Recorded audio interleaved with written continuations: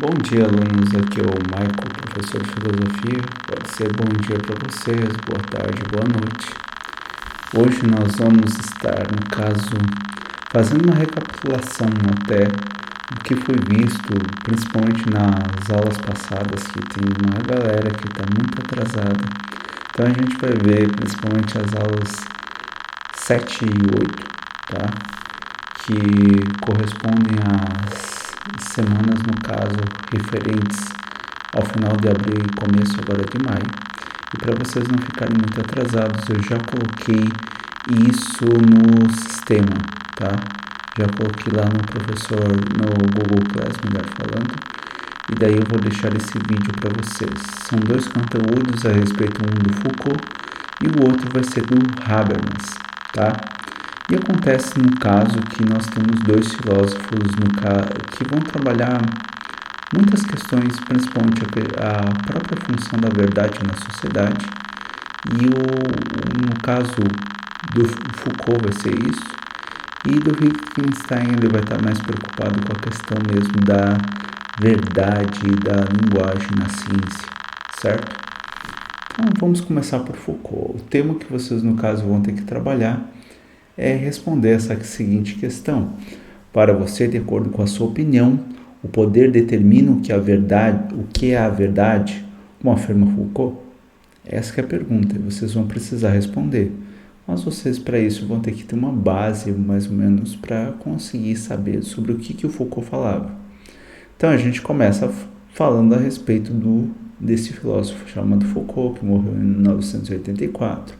Ele é bem contemporâneo relativamente, tem caras que a gente fica estudando que eles já morreram há milhares de anos, mas nós vamos no caso falar sobre um filósofo que ele tinha o que a gente chama de um método, um processo arqueológico, em que ele no caso tentava descobrir de onde que surgiram as ideias, principalmente isso, de onde surgiram as ideias.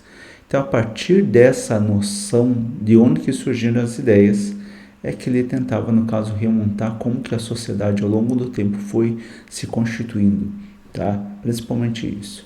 Porque ele vê principalmente aquilo que a gente chama da microfísica do poder, ou seja, as pequenas relações entre as pessoas, relações essas que muitas vezes envolvem poder, envolvem muitas vezes o uso da força, o uso de regras, porque regras no final das contas é o uso da lei, é o uso da força, tá?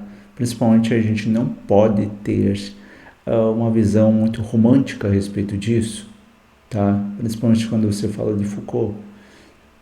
A lei, a ordem, as regras, a disciplina são força e muitas vezes elas descambam para a violência, tá? Então, para o uso da força ao longo da história.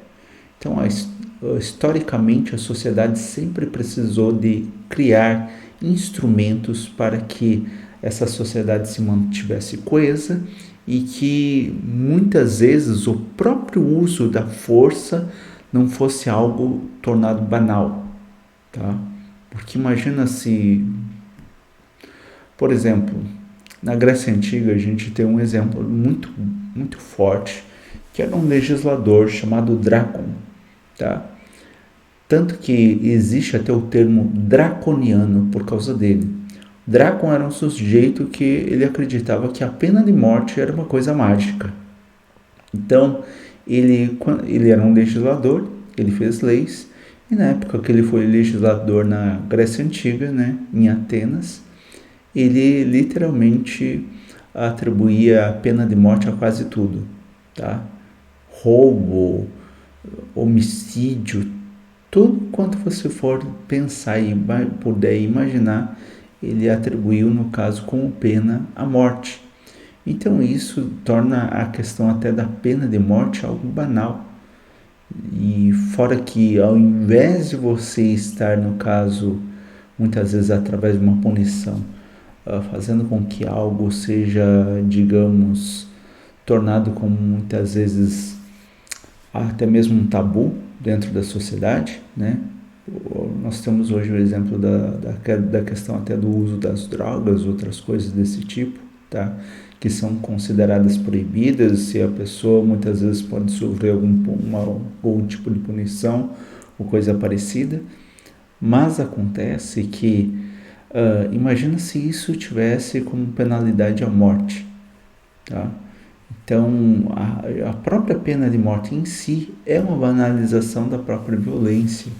Se você for ver historicamente e principalmente dentro daquilo que o próprio Foucault expõe. Porque ele tenta, no caso, fazer uma montagem historicamente como que surgiu uma coisa chamada sociedade disciplinar ao longo da história, tá? Ele fala a respeito dessa sociedade disciplinar, que são os momentos em que a sociedade meio que define suas regras, tá? Principalmente ela define suas regras e passa, no caso, a criar instrumentos para que as pessoas obedeçam essas regras, ok? Então você tem, e justamente isso se faz através das instituições. Então você tem essas instituições em que elas vão centralizar certas regras, certas formas de se viver, de se comportar, de interpretar fatos e situações. Então você tem isso muito, por exemplo, na escola. A escola é um grande exemplo de uma sociedade, de uma instituição em que a sociedade disciplina um indivíduo. Você, por exemplo, você pode estar... Eu já estou muito enjoado até da própria sineta da escola. Ela parece uma sineta de fábrica. Então, quando eu morava no interior, sinetas desse tipo faziam parte do meu contexto, porque eu morava perto de uma serraria. E era um sinal igual aquele que chamava as pessoas para trabalhar. E não é à toa, tá, que isso está numa escola. Porque justamente a escola tem toda essa estrutura para você aprender a obedecer, para você aprender certas regras, tipo chegar no horário e tal, e não sei o que, todo esse tipo de coisa, tá? E não é à toa. A sociedade, no caso, ela adotou esses padrões e ela quer instigar que digamos, as pessoas que agora, né, que tem toda essa briga, como a própria Hannah Arendt fala. Socialmente, as pessoas, elas nascem velhas e antigamente morriam jovens, né? Porque elas morriam cheias de conhecimento. Hoje em dia você tem essa padronização do ser humano, tá? E não necessariamente você já nasce velho como era antigamente. Você nascer com os mesmos problemas que todas as pessoas sempre passaram. E na atualidade, a meta sempre é o jovem.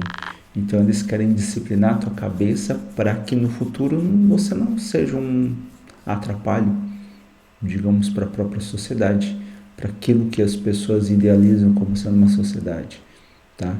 E aí que está essa questão que, para o Foucault, você tem a questão do macro e do micro, das macro-relações, tá, na sociedade, e das micro-relações, da macrofísica e da microfísica. O que vai ser esse macro? Nada mais é do que as instituições, aquilo que muitas vezes as pessoas ficam falando, é isso daqui, é o Estado, é isso, é aquele outro, é a imprensa, tal. E do outro lado você tem o micro, que são justamente as relações, aquelas trocas de informações que acontecem no cotidiano das pessoas. E essas trocas de relações, essas trocas de informações, elas são absurdamente necessárias e importantes, porque sem elas você não teria as instituições. Principalmente isso, a gente tem que ver que não haveriam instituições, porque pensa lá, como que surgiu a linguagem, como surgiu várias coisas, tipo lá, sei lá, o que é uma cidade, por exemplo, surgiu justamente da necessidade das pessoas. Elas tinham necessidade de se comunicar, criar a linguagem, no final das contas, mesmo que aos trancos e barrancos. A mesma coisa, uma instituição milenar que existe por aí, tipo agricultura, como que ela surgiu? As pessoas precisavam comer e decidiram que seria legal plantar, né? Seria legal se a gente pudesse ficar num lugar e cultivar, e não só sair catando coisas por aí. E aí que surgiu a agricultura. Então ela meio que nasce dessas decisões pequenas que vão formar justamente essas instituições, essas coisas que fazem parte do nosso contexto social. Você leva isso ao nível do absurdo, tá? Se, por exemplo, por que existem, por exemplo, sei lá, sapatos? Porque alguém decidiu um dia fazer sapatos. Simples assim. E daí surgiu os sapateiros por aí, entendeu? As fábricas de sapatos e tudo. É um exemplo chulo, mas é assim, tá? Então, com base nisso, preciso que vocês respondam aquela questãozinha lá, tá? Para você, de acordo com a sua opinião, poder determinar o que é a verdade, como afirma Foucault, porque pensa lá comigo aqui, tá? Quando você trata a questão do poder, ele vai determinar sim o que é certo e errado para as pessoas. Quando eu falo, por exemplo, uma sociedade disciplinar, ela está tentando dizer para as pessoas o que é certo e errado, o que elas deveriam fazer ou não, tá? Então, isso muitas vezes se faz, como eu já falei, através de regras, através da força, através de costumes, de coisas que são inculcadas na tua cabeça desde que vocês são crianças, tá?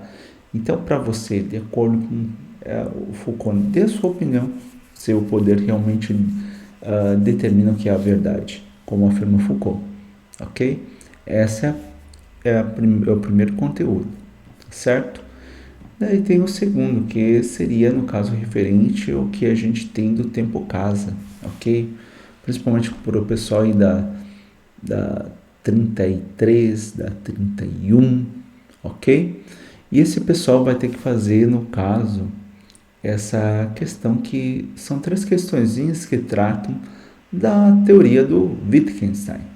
Então, para o Wittgenstein, a nossa linguagem determina até onde vai o nosso mundo, tá? Entendam isso, a linguagem para ele, ela ajuda o ser humano a constituir o seu mundo. Então, se ela é limitada, o nosso mundo também vai ser limitado. Porque você, por exemplo, tenta pensar numa coisa que você não sabe o nome. É difícil. Se nós vivemos colocando apelidos em nomes em tudo, e não é à toa. É assim que a mente humana processa a realidade. Ela precisa, no caso, criar nomenclaturas, conceitos, ideias, e elas expressam tudo isso linguisticamente. Eu estou fazendo isso aqui agora. E o Wittgenstein, no caso, ele pensa justamente da mesma forma. E para ele, a linguagem ela é proposicional. Quando ele fala em linguagem, ele está falando daquela linguagem que realmente presta para a ciência. Tá? Ele não está falando que assim, olha, a linguagem do nosso dia a dia ela é inútil, ela é ilógica, ela é desnecessária ou coisa parecida. Mas ele fala que, para uma análise racional, a linguagem, no caso, ela tem isso, para você analisar ela logicamente, ela é limitada, tá? Você só vai poder fazer uma análise lógica da linguagem quando ela estiver falando sobre fatos, tá? Apenas sobre fatos, não sobre opiniões.